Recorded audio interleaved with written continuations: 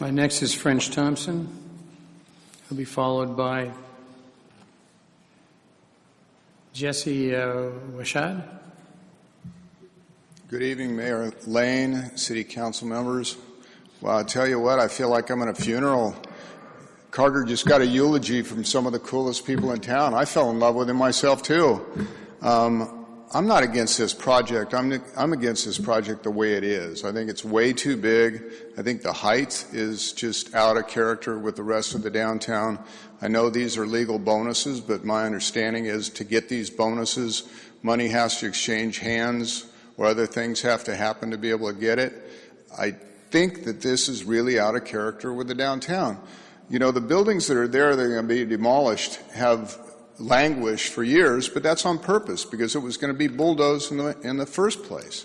I mean, there was never any intent of upgrading those buildings and making those buildings better. I totally understand it. They bought it to bulldoze it. I just honestly think that there's issues with this project still.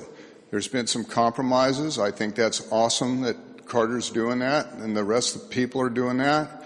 There's a huge amount of people working together to make this happen. City staff, city council members, but I request that there be a continuance where you seriously consider that this really is underparked. If you're bringing in that many people, you really need to have a whole lot more parking places. If you want to say, look, in 10 or 15 years, people aren't going to be driving cars, but I'm going to guess that every one of you council members drove here in a car. I'm going to guess everybody in this audience, none of them came here on a scooter. Honestly, one guy, hey, I like that. Anyway, I just think that this still could be worked on because those buildings need to be bulldozed. That was the intent when they were being purchased, and I think that downtown can be improved. I think that there's some great things that could happen.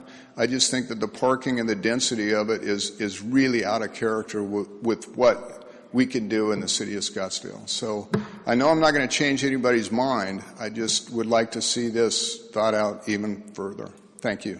Thank you, Mr. Thompson.